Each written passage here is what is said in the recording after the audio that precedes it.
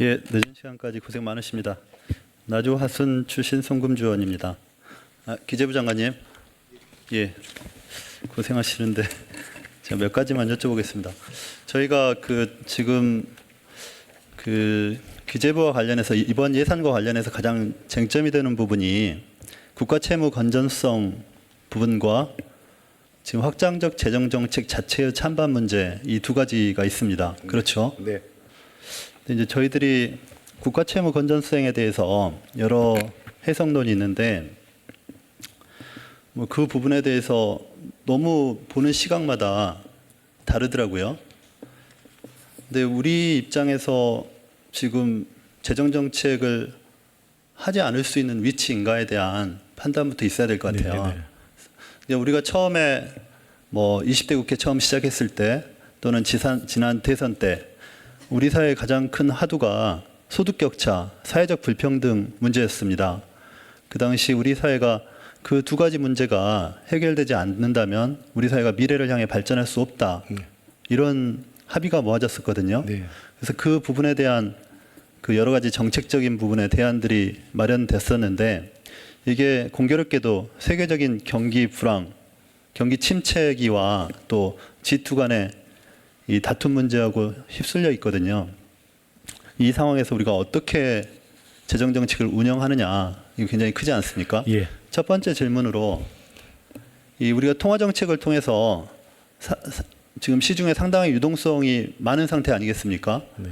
근데도 물가 상승률은 오르지 않거든요. 네. 원래 기본적으로 전통적인 경제학적인 지식에 의하면은 통화가 늘어나면 물가가 올라야 되는 것 아니겠습니까? 근데 2015년 이후에 계속 물가가 제자리거나 최근에는 마이너스까지 갈 수도 있다 이런 우려가 있었단 말입니다. 그 이유가 뭡니까? 예, 의원님 뭐 지금 말씀 주신 대로 시장에 유동성이 있는데도 불구하고 물가가 안 오르는 건 역시 국내에 투자가 부진하고 또 소비가 민간 소비가 받쳐주지 못한 것이 저는 가장 크게 영향을 미쳤지 않나 싶고요. 부분적으로 아까 말씀한 대로 물가 상승이 마이너스까지 나온 거는 몇 개 품목의 급격한 변동이 저는 또 주된 영향을 미쳤다고 생각합니다. 농수산물이라든가 또는 유가라든가 같이 우리 경제에 아주 중요한 비중을 차지하는 몇몇 품목들이 반영이 돼서 마이너스까지 나왔는데요. 전체적으로 저는 그와 같은 민간 소비의 부진하고 투자 부진이 영향을 미쳤다고 생각합니다.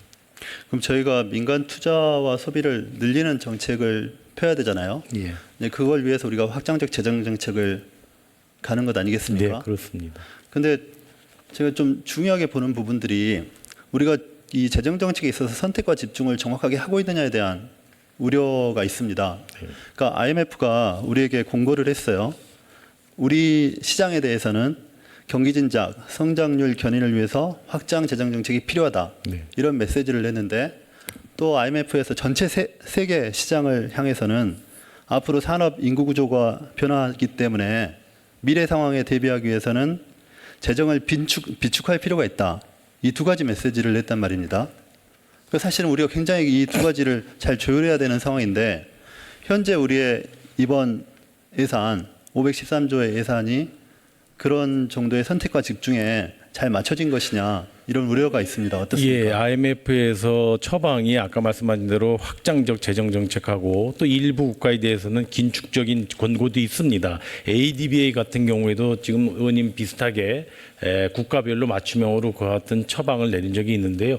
제가 지난 10월 초에 IMF 연차총회에 갔을 때의 IMF 정책 처방은 대개 확장적 재정 기조로 가는 것이 지금의 경기 둔화 추세에는 적합한 처방이다라고 해서 거기에 대해서는 저는 어느 정도 컨센서스가 이루어졌다고 생각합니다. 그러면 확장적 재정 정책 자체는 저도 뭐 부정하진 않는데 우리가 이 확장적 재정 정책을 어떻게 어떤 구성으로 가져갈 것이냐는 또 다른 문제 아니겠습니까? 그러니까 제가 부총리께 여쭤보고 싶은 부분이 일본이 말이에요. 그러니까 최근에 자주 나오는 논의가 재패니피케이션 문제 아니겠습니까? 네. 전 세계적으로 경기 둔화가 되면서. 네. 근데 일본이 1990년대 초에 그러니까 잃어버린 20년의 초기 시점에 재정 정책을 어떻게 했었냐에 대한 분석을 했을 때 일본이 생산성을 진작시키는 재정 정책을 추진하지 못했다. 네. 이런 비판이 있어요. 네. 현재 우리 상황에 봤을 때 우리의 지금 재정 정책이 생산성을 증대시키는 방향으로 가고 있다고 보십니까? 네, 의원님 지금 저희도 이 일본의 그 20년과 관련돼서 국가 채무가 늘어나고 또 재정이 역할한 거에 대해서 저 자료 분석을 해봤는데요. 일본이 주로 복지와 경기 부양에 뒷받침하느냐고 주로 채무가 늘어난 걸로 저희가 판단이 되고요. 의원님 지금 말씀하신 대로 생산성 문제가 큰 관건입니다. 저희가 올해하고 내년도에 확장적 재정을 가면서도 뭐 경기 활력을 되찾기 위한 뒷받침 지원 소요도 있지만은 혁신 성장을 뒷받침하기 위한 소요라든가 구조 개혁을 뒷받침하는 것, 미래 성장 동력을 찾기 위한 미래 대비 투자 같은 경우는 저는 생산성 향상과 직결되는 투자라고 생각을 합니다. 일각에서는 복지 투자도, 복지와 일자리 투자도 생산성보다는 현금 나눠주기로 이렇게 인식을 하는데요. 저는 뭐 그 복지 투자와 일자리의 예산도 상당 부분 저희는 그런 거를 감안해서 예산을 투입하고자 노력했다는 말씀을 드립니다. 그러니까 제가 좀 우려하는 부분은 그 재정에 5가지 목표를 제시해놨더라고요. 그래서 그 가운데 이제 생산성을 향상하는 부분, 혁신 성장을 이루는 부분도 포함되어 있어요. 예. 그리고 대중소기업 간의 이런 격차 해소 문제도 포함되어 있는데 이게 너무 많은 목표치를 잡고 있느라고 이게 지금 우리가 해야 될 부분을 놓치고 있는 것 아니냐. 이런 문제 제기가 가능한 거 아니겠습니까?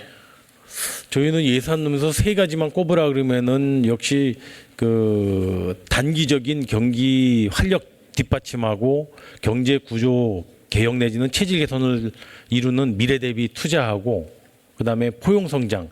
우리 경제가 좀 이 양극화 해소라든가 또는 소득 격차를 완화하면서 지속 가능하게 하는 기반을 만드는 포용 관련 예산 이 3가지에 역점을 뒀다고 저는 생각을 합니다.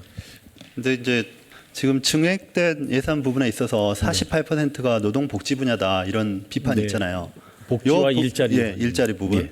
근데 이제 그 일자리라는 것이 이제 생산성과 연계된 일자리라기보다는 이제 복지와 연계된 일자리일 가능성이 높기 때문에 이런 지적이 있는데 이 부분이 앞으로 그러니까 경기를 진작시키는 단기적인 효과 외에 앞으로 장기적으로도 우리 사회가 좀 건전하게 발전할 수 있는 또 생산성을 이룰 수 있는데도 유효한 수단이다 이렇게 보시는 건지. 아까 말씀 제가 드린 것처럼 일자리 예산도 저는 뭐 정부가 노인 일자리처럼 재정 지원에 의한 일자리도 있지만 그 중에 90%는 사실 민간의 고용보험 지원이라든가 직업 지원이라든가 전직 지원이라든가 이와 같이 우리 사회에 어떤 일자리를 보호하고 좀 더 고용 안전망을 좀 탄탄하게 하려는 거기 때문에 궁극적으로 저는 그와 같은 잠재력에 기여하리라고 저는 생각을 합니다. 예, 알겠습니다. 산업부 장관님, 산업부 장관 네. 계세요? 네네. 예, 우리 소재 국산화 관련해서 묻겠습니다. 이 불화수소 국산화는 어느 단계까지 왔습니까? 지금 저희들이 그 불화수소 관련돼서 그 불화수소에 등급이 있습니다만은 우리 국내 기업이 그 생산량을 한 배 정도를 확보할 수 있는 그 생산 시설까지 확보됐다는 걸 말씀드릴 수 있겠습니다. 이 말고 섀도우 마스크나 포트럴 에제스트 이 경우는 어떤가요? 그 경우도 그 우리 수요 기업에서는 나름대로 그 수입국 다변화라든지 또 실증 테스트를 현재 진행을 해 가고 있는 중이고요. 또 그에 관련된 원천 기술들을 저희들이 또 개발하기 위한 노력도 함께 하고 있습니다. 이 저번에 중소기업 중앙회 통해서 그 1,002개 중소기업을 상대로 설문조사가 있었잖아요. 네. 그 설문 응답 결과를 보니까 50% 이상이 막바지 기술 개발 단계다. 이렇게 답을 했어요. 그러면 현재 상태에서 이 기업들에게 산업부가 할 수 있는 최적의 역할이 뭐라고 생각하십니까? 지금 현재 중소기업들이 현재 하고 있는 그 분야에 있어서의 기술 수준 여러 가지 다를 것으로 보여집니다. 그러나 이제 특히 그 중에서도 이제 고급 기술, 좋은 분야의 신기술 파트의 경우에는 우리 실질적으로 개발된 그 기술이 현재 생산 그 라인에서 사용될 수 있도록 실질적 그 신뢰성을 확보하는 것과 그 다음에 실질적인 수율을 나올 수 있도록 현장에서의 테스트할 기회를 부여해서 이게 실제 양산으로 이어지는 것이 가장 중요하다고 생각합니다. 그러니까 신뢰 확보하는 부분하고 그러니까 상용화시키는 부분 결국 그렇습니다. 수요처가 있어야 될 거 아닙니까? 그렇습니다. 그럼 산업부에서 수요처를 확보하는 데 있어서 어떤 역할을 하고 있습니까? 지금 저희들이 그 경쟁력 강화위원회를 통해서 그 실제 R&D서부터 시작을 해서 수요까지 확보하는 수요기업과 공급기업 간에 매칭하는 시스템이 하나 있고요. 지금 말씀 주신 것처럼 이미 어느 정도 개발이 된 상태에서 테스트의 기회를 부여해서 그 다음에 양산으로 갈 수 있는 그런 매칭 프로그램과 그 테스트베드 지원하는 프로그램을 현재 운영 중에 있습니다. 그럼 산업부의 이런 정책들에 대해서 시장에서의 반응이 어때요? 실제 수요가 창출됩니까? 지금 대기업과 매칭이 돼요? 현재 물론 뭐 그 전에는 이런 사업들도 부분적으로 이루어졌었습니다만은 실질적으로 이렇게 수요 기업이 그 같이 함께 들어오는 이런 시스템은 요번에 훨씬 더 강화된 시스템이다. 그 전에는 수요 기업의 자의에 좀 맡겨 있는 시스템이라서 그 실제적인 공급 기업이 개발했다 하더라도 수요 기업이 거부를 할 경우에는 어떻게 강제하거나 아니면 또 좀 더 적극적으로 자기가 구매를 할 수 있는 그런 장치가 부족했습니다.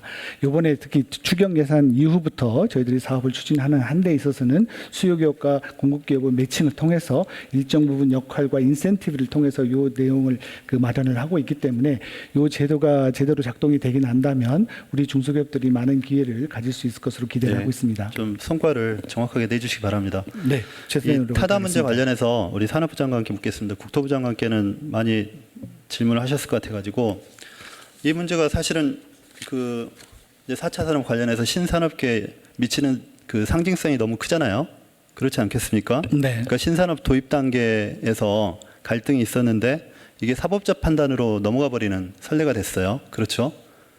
네, 지금요. 그래서 이것이 앞으로 이제 새로운 사업 규제 완화 정책 우리가 계속 쓰고 있고 혁신 성장 정책을 쓰고 있는데 어떻게 이 사건이 결론지어질 것이냐가 이걸 지켜보는 눈들이 굉장히 많지 않습니까? 결국 네. 경제는 신뢰의 문제이기 때문에 그래서 이 부분에 대해서 산업부의 역할이 좀 미진한 것 아니냐 이런 생각을 합니다. 이 대통령께서 사실 이 대통령께서 전국을 돌아다니면서 경제 활성화에 대한 목소리를 내시고 또 신산업 분야 각 분야에 가셔가지고 규제 혁파, 혁신 성장을 외치고 계시잖아요. 근데 실질적으로 대통령의 목소리와 정부의 템포가 정부가 너무 늦다는 비판이 있는 겁니다.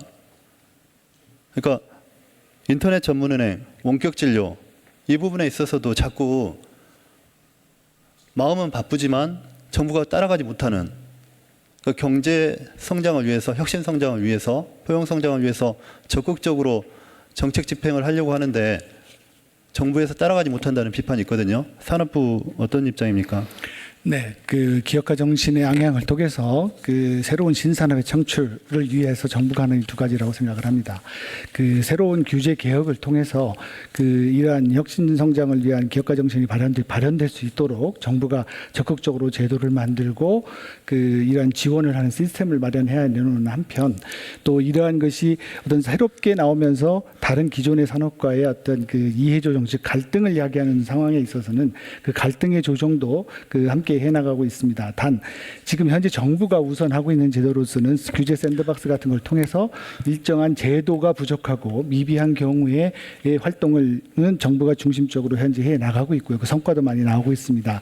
두 번째 지금 의원님께서 지적하신 것처럼 그에 대한 성과로 인해서 이러한 갈등의 문제가 생겼어요. 갈등의 조정의 문제라고 여겨집니다. 그러니까 갈등 조정의 문제를 어떻게 풀어내느냐 또 규제 샌드박스나 규제 자유 특구 문제에 있어서도 그게 실질적으로 효과를 낼 수 있을 만큼 그 사업자들이 신뢰할 수 있느냐의 문제가 있지 않습니까? 그렇습니다. 의원님 지적해 준 것처럼 우리가 이런 갈등의 문제를 단 한 번의 기준으로 해서 일괄적으로 해결했으면 가장 바람직하겠는데 아직 저희들의 이 갈등 해결을 하는데 너무 많은 시간이 흘린다는 겁니다. 그렇습니다. 우리 국토부 장관께서 얘기하셨는데 1년간 노력했다고 하셨지만 1년이나 긴 시간이 흘렀다는 것이 문제겠죠. 그리고 사법 판단에 넘어가 버리는 이 결과에 대해서 이 시장에서 어떻게 반응할 것이냐 우려가 있는 겁니다. 그렇지 네. 않습니까? 그렇습니다. 그래서 저희들이 어떤 이런 갈등을 해결하고 그 혁신을 창출하는 그런 식의 경험이 축적돼야 된다고 봅니다. 그러기 위해서 저희들이 정부에서 하고 있는 게 바로 규제 샌드박스처럼 일정한 범위 내에서 갈등이 우려되는 것을 일정 부분에서 실시를 해보고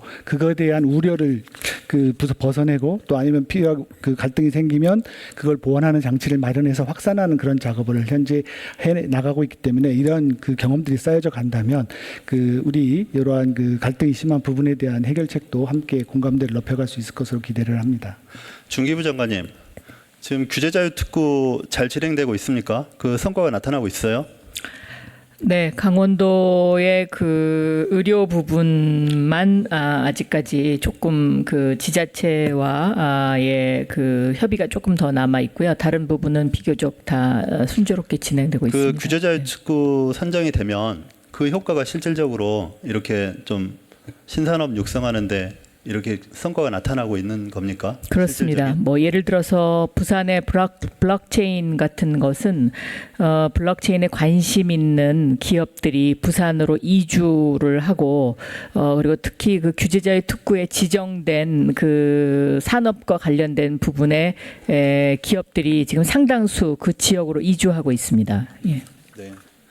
환경부 장관님, 그 미세먼지 관련해서 네. 그 2020년 예산안을 보니까 19년 예산과 추경액에 더한 액수보다 한 10% 정도 증액이 됐어요. 예. 근데 그 전체적으로 예산의 대부분이 홍보 예산이 5배 정도 늘어났고 나머지는 다 보조금입니다. 보조금. 예. 보조금으로 집행이 되고 있거든요. 예. 근데 우리 지 의원님께서 말씀하신 것처럼 보조금이 실질적으로 잘 집행되느냐에 대한 점검도 중요하지만 이 미세먼지에 대한 저감 방안, 근본적인 대책을 마련하는 데 있어서 보조금 중심의 재정 편성만으로 가능한가에 대한 의견을 한번 듣고 싶습니다. 예. 보조금이 주로 나가는 분야는 그 자동차나 뭐 이런 그 개별 소비자 이용자 중심의 그 제도고요. 실제 가장 그 미세먼지를 많이 줄여내는 분야는 산업 분야가 되겠습니다. 산업 분야는 그 원인자 책임 원칙에 의해서 그 기업이 스스로 그 미세먼지를 줄여내는 이런 규제 정책을 저희들이 많이 쓰고 있습니다. 이를테면 대기관리 건력 같은 이런 제도가 내년부터 이제 4월부터 실시되는데요. 실시되게 되면 그 자체로서 저희들이 산업 분야의 한 40% 미세먼지 저감이 이루어진다고 보고 있습니다. 따라서 보조금 제도란 것은 특히 예컨대 뭐 노후경자 폐쇄라든가 이런 것 같이 개인 소비자들의 여러 가지 어떤 그 행동의 어떤 변화라든가 혹은 뭐 친환경의 어떤 제품으로의 어떤 그런 용도라든가 어떤 그 제품의 어떤 그런 이용의 전환을 제가 지적드리고 싶은 거는 예. 규제의 이제 보조적인 역할로서 보조금 지원 문제를 예, 얘기하는 그렇습니다. 것이 아니고 이 미세먼지의 근본 원인을 파악하는 데 있어서의 재정 편성이 좀 필요한 것 아니냐 이런 지적입니다. 검토해 보시기 바랍니다. 그 기재부 장관님, 우리 그 25일 날 WTO 개도국지 포기 결정하셨죠? 네. 이 부분과 관련해서 농민단체들이 굉장히 우려를 많이 하고 농민들도 실제 우려를 많이 합니다. 그래서 보완적인 대책을 마련해달라 이렇게 말씀드리는데 그 이게 자동차에 대한 관세 문제, 미국 통상 압력과 관련이 있다 이런 우려가 있거든요. 전혀 어떻습니까? 관계가 없습니다. 관련 없어요? 예. 그건 방위부 분담금 협상과도 관련이 없습니까? 예. 그건 뭐 전혀 별개의 차원이고요. WTO 개도국 지위 문제는 WTO 개혁의 원래부터 핵심 아젠다였습니다. 그래서 저희가 뭐 그런 거하고 연관시켜서 의사결정한 건 아니라는 점을 명확하게 말씀을 드립니다. 근데 이제 농민단체들이 어쨌든 농민의 입장에서는 WTO 개도국지 포기 문제가 굉장히 생활에 직결되는 것 아니겠습니까? 예. 그 소득에도 직결되고 네. 그래서 이 부분에 대한 기재부 차원에서의 명확한 보호 방안에 대한 그 신뢰할 수 있는 메시지를 예, 저희가 그렇게 하기까지는 농림부에서도 자체적으로 아마 농민단체하고 농민조직하고 소통을 해왔고요. 저희 기재부에서도 몇 차례 하면서 제가 보니까 한 20여 차례 쭉 소통이 있었습니다. 물론 농민단체에서 우려라든가 또는 요구가 많이 있었고요.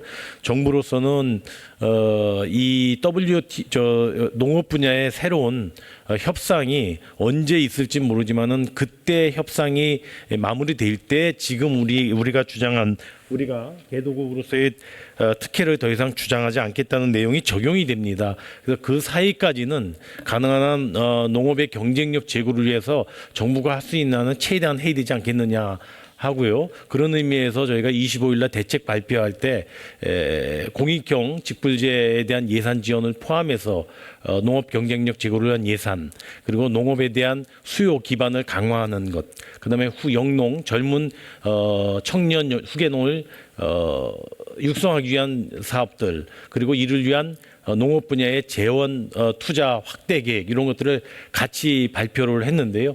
이 분야에 있어서 좀 차질 없이 집행해 나가도록, 뒷받침해 나가도록 최대한의 노력을 기울이겠습니다. 네.